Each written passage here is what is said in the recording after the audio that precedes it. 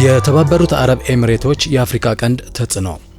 ኤሚሬት መዋዕለ ንዋይዋን በነዳጅ፣ በወርቅ፣ በወደብና በእርሻ መሬት ላይ በማፍሰስ ብቻ የምታውል ሳይሆን ከዚህ ባሻገር ከሷ ጋር ግንኙነት የመሰረተችውን አገር ወታደራዊና ጸጥታዊ ሚስጥሮችን በከፍተኛ ቴክኖሎጂ ታግዛ ሰርስራ በመውሰድ ከሷ ፈቃድ ውጭ ከሌላ አገር ጋር ግንኙነት እንዳትፈጥር በማድረግ ጭምር ትታወቃለች። ይህ ደግሞ ያችን በኤሚሬት ፍጹማዊ ተጽዕኖና ቁጥጥር ስር የወደቀችውን አገር የፖለቲካና የዲፕሎማሲ ሉዓላዊነት በማሳጣት የረጅም ጊዜያት ተገዢ ያደርጋታል። ለዚህ ጥሩ ማሳያ ጎረቤታችን ኢትዮጵያ አንዷ ናት። ኢትዮጵያ በአሁኑ ወቅት የባህር በርን ጥያቄ አጀንዳዋ አድርጋ በተደጋጋሚ ማንሳቷ ከየት የመነጨ ነው? ከጀርባውስ የማን እጅ አለበት? የተባበሩት አረብ ኤሚሬቶች በአፍሪካ ቀንድ ሀገራት ጣልቃ እንድትገባ የረዳት ምንድን ነው? ሰላምታችን ይድረሳችሁ የተከበራችሁ የህድሞና ቴሌቪዥን የነገ ፖድካስት ተመልካቾቻችን እንደምሰነበታችሁ። በዛሬው ዝግጅታችን ወቅታዊና አንገብጋቢ ጉዳይ በሆነው የተባበሩት አረብ ኤሚሬቶች የአፍሪካ ቀንድ ተጽዕኖ ላይ አተኩረን ከናንተ ጋር ለመወያየት መጥተናል። በጉዳዩ ዙሪያም ሐሳባቸውን የሚያካፍሉን የፖለቲካ ሳይንስና የዓለም አቀፍ ግንኙነት ምሁራን የሆኑት አቶ ሰለሞን ርዕሶም፣ አቶ ሚሊዮን መድኃኔና አቶ መሪህ በጉረጼን ናቸው።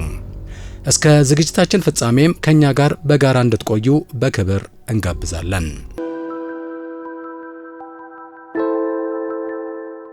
እንደሚታወቀው በርካታ የውጭ ኃይሎች በቀጠናው እጃቸውን ለማስገባት ጥረት እያደረጉ ይገኛሉ። እነዚህ የውጭ ኃይሎች በሱዳን፣ በየመን፣ በኢትዮጵያ፣ በጅቡቲና በሶማሊያ ጣልቃ እየገቡ መሆናቸውንም እየታዘበን እንገኛለን።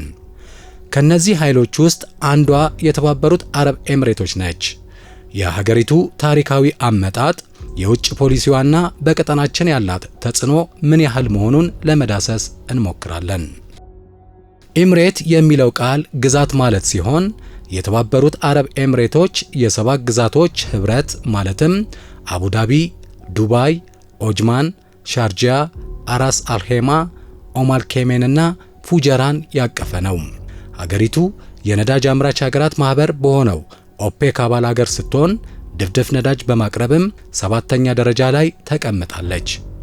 የሀገሪቱ ዓመታዊ ገቢም 548 ቢሊዮን የአሜሪካን ዶላር ሲሆን የተባበሩት አረብ ኤሚሬት ከእንግሊዝ ቅኝ ግዛት ነጻ የወጣችው በፈረንጆቹ 1971 ዓ.ም መሆኑን የታሪክ መዛግብት ያመለክታሉ።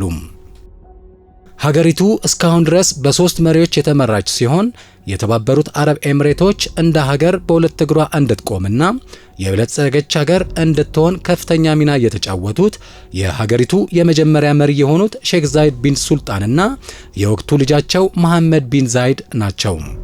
በተለይ የመሐመድ ቢን ዛይድ ወደ ስልጣን መምጣት ሀገሪቱን በአንድ በኩል ተወዳዳሪ ሀገር፣ በሌላ በኩል ደግሞ አፍራሽ የሆነ አካሄድ እንድትከተል አድርጓታል። የአረብ ሀገሮች በአፍሪካ ቀንድ እጃቸውን ማስገባት የጀመሩት ከ1950ዎቹ ጀምረው መሆናቸውን የሚገልጸው የፖለቲካ ሳይንስና የዓለም አቀፍ ግንኙነት ምሁሩ አቶ ሚሊዮን መድኃኔ ነዳጅ ወደ ውጭ በመላክ ከበለጸጉ ሀገራት መካከል ሳውዲ አረቢያና ኤሚሬት ቀዳሚዎቹ መሆናቸውን ይጠቅሳል። በሐበሻቲ ዝምድና ወይ ከአቲ ጽልዋ ካብ 1950ታት ይጀምር ከ1950ዎቹ ጀምሮ ሜትሮ ስቴትስ ወይም በነዳጅ ሽያጭ ማለት ኤክስፖርት የበለጸጉት ሀገራት ኳታር፣ ሳውዲ አረቢያ፣ ኤሚሬቶችና ሌሎች ትናንሽ የአካባቢው ሀገራት ናቸው። ከነዚህ ሀገራት መካከል የአንበሳውን ድርሻ የሚወስዱት ደግሞ ሳውዲ አረቢያና ኤሚሬት ሲሆኑ የሁለቱ ሀገራት ጣልቃ ገብነት ከሰሜን አፍሪካ ጀምሮ እስከ ደቡባዊ አፍሪካ የሚደርስ ነው።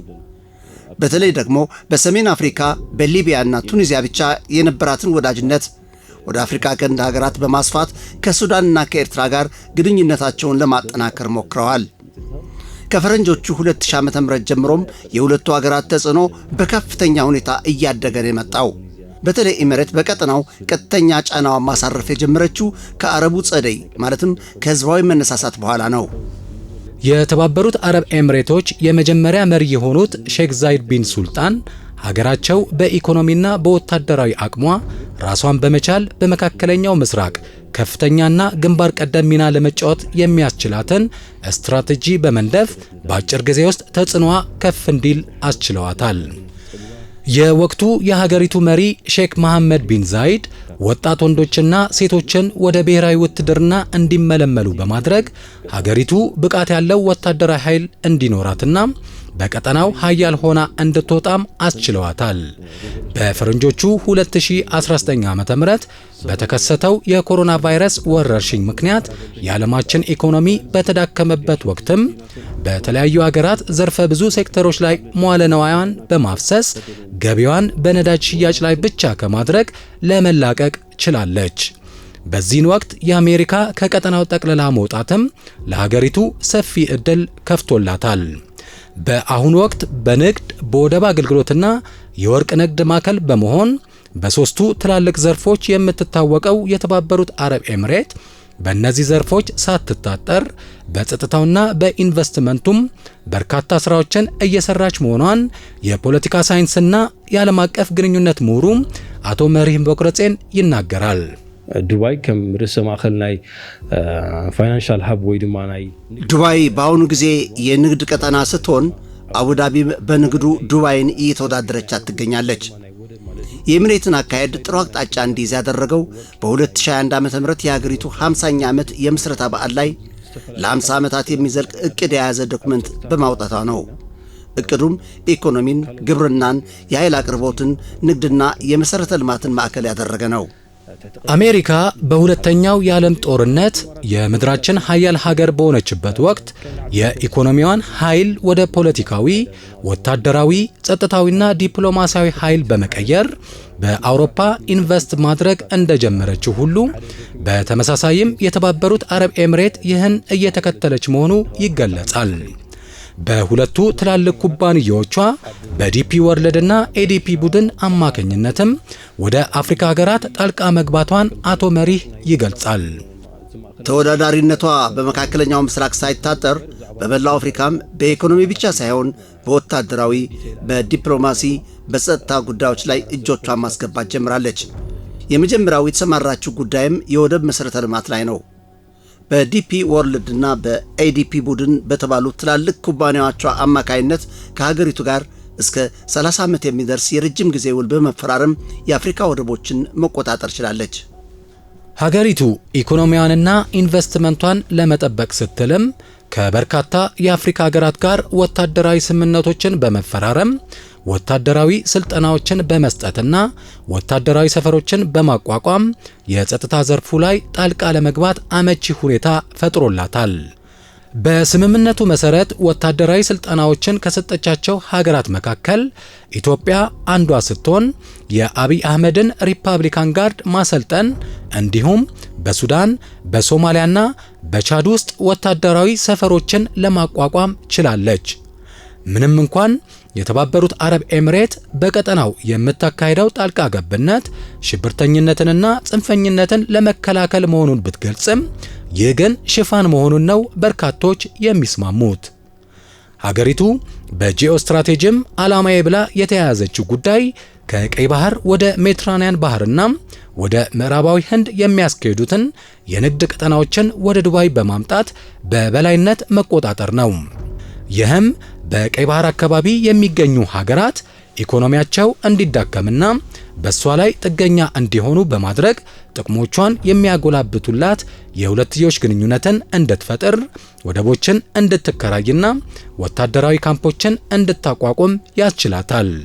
ይህን የንግድ ቀጠና መስመር ካልተቆጣጠረችው ደግሞ ወደ ዱባይ የምትደርስ አንዲት መርከብ አትኖርም። ኤርትራ በ1991 ዓ.ም ነፃነቷን ስትቀዳጅም በወቅቱ ስጋታቸውን ከገለጹት ሀገራት መካከል የተባበሩት አረብ ኤምሬቶች አንደኛው የሆነችበት ምክንያትም ኤርትራ የምትገኝበት አካባቢ ኤምሬቶች ካሉበት አካባቢ ይበልጥ ስትራቴጂካዊ በመሆኑ ነው። በየመንና በሳውዲ አረቢያ እንዲሁም በአፍሪካ የሚገኙትን የኤርትራ፣ የጅቡቲ፣ የሶማሊያና የሊቢያን ወደቦች በማዳከም በሁለቱ ወሽመጦች በስዊዝና በአረቦች የባህረ ሰላጤ የሚወጡትንና የሚገቡትን ዕቃዎች በብቸኝነት መቆጣጠርም ሌላው እቅዷ ነው።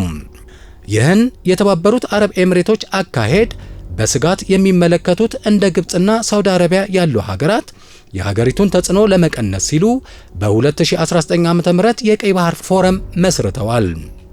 በዓለማችን በተከሰተው የኮሮና ቫይረስ ወረርሽኝና የዩክሬን ሩሲያ ጦርነት ባስከተለው የኢኮኖሚ ቀውስ ምክንያት ኤምሬት ደካማና ደሃ ሀገሮች በሚባሉት የአፍሪካ ቀንድ ሀገራት ጣልቃ ገብነቷን እንድትቀጥል እንዳመቻት የሚገልጸው ደግሞ የፖለቲካ ሳይንስና የዓለም አቀፍ ግንኙነት ምሁሩ አቶ ሰለሞን ነው። ኢማራት በምድረበዳ ዛዕብሎሎ ከባቢያት ኤምሬት ምድረበዳ በበዛበት አካባቢ ነው የምትገኘው።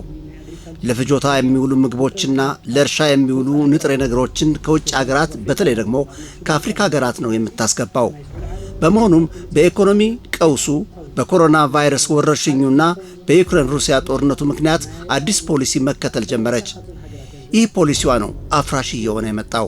በአፍሪካ ቀንድ ያለውን አለመረጋጋት ተከትሎ በሀገራቱ የውስጥ ጉዳይና ቀጠናውን ወደ ቆስ የሚከት እንቅስቃሴ ከሚያደርጉ ተዋናዮች መካከል በቀዳሚ ደረጃ የምትሰለፈው የተባበሩት አረብ ኤምሬቶች በሱዳን ያለው የእርስ በርስ ጦርነት ህያው አብነት መሆኑንም ምሁራኑ ተናግረዋል። ቀንድ ደጋፊት ናይዚ አርኤስኤፍ ወይ ደግሞ ሐምዳን ደጋሎ ዝባልካ በሱዳን የእርስ በርሱ ግጭት እንዲባባስ እየሰራች ትገኛለች። በሐምዳን ደጋሎ የሚመራውን የፈጥኖ ድራሽ ማለትም አርኤስኤፍ ቡድንን በመደገፍ ግጭቱ ተባብሶ እንዲቀጥል እያደረገች ትገኛለች። ኤምሬቶች የሐምዳን ደጋሎ ዋነኛ ደጋፊ የሆኑትም ደጋሎ በምዕራብ ሱዳን ዳርፉርና ኮርዶፋን ያለውን የወርቅ ሀብት ስለተወላት ነው። የሱዳን መንግስት ግን ለጊዜው ፖርት ሱዳን ላይ ነው የሚገኘው።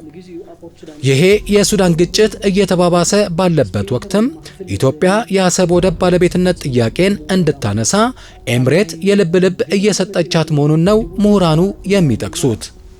ቀዳሚቲ ጎስጓሲት ቀዳሚቲ አጀንዳ ሄባ ኢትዮጵያ የአሰብ ወደብ ባለቤትነት ተጠቃሚነት የሚል ቅዠት ላይ አዲስ አመለካከትና አጀንዳ እንዲኖራት ያደረገችው ራሷ ኤምሬት ናት።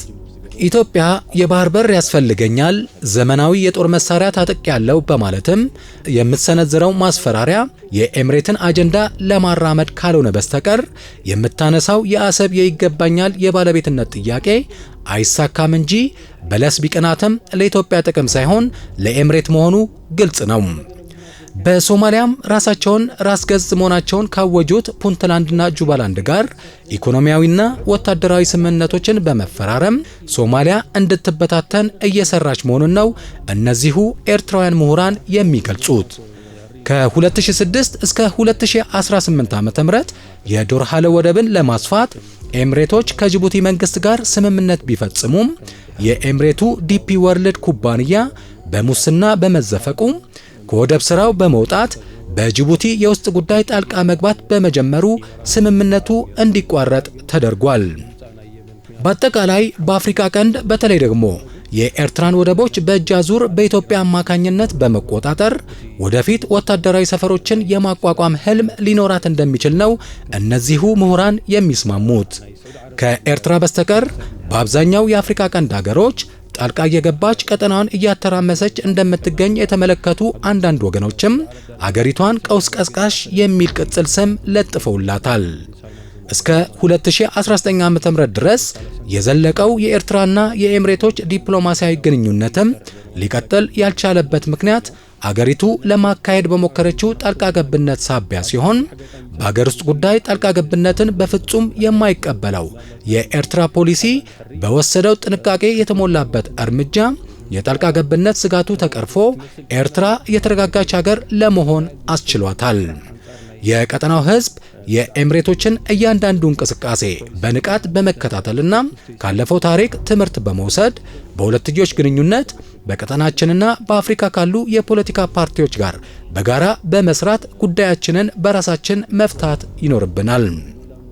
የዚህ ቀጠና አገራትና ህዝቦች ከተጋረጠባቸው የተባበሩት አረብ ኤምሬቶች ጣልቃ ገብነት ለመላቀቅ በአንድነት መቆምና መደራጀት እንዲሁም ከእንደነዚህ አይነቶቹ የግል ጥቅማቸውን ብቻ የሚያነፈንፉ አገራት የሚያቀርቡላቸውን ቅድመ ሁኔታዎች ላለመቀበል ቆራጥ መሆን ግድ ይላቸዋል። የተከበራችሁ የህድሞና ቲቪ ተከታታዮች ለዛሬ የነበረን ዝግጅት ይህን ይመስል ነበር። በቀጣይ ዝግጅታችን በሌላ ርዕስ እስከምንገናኝ ህድሞና ቲቪን ሰብስክራይብ፣ ሼር እና ላይክ እንድታደርጉ በአክብሮት እየጠየቅን በዚህ እንሰናበታለን። ሰላም ጤና ይስጥልን።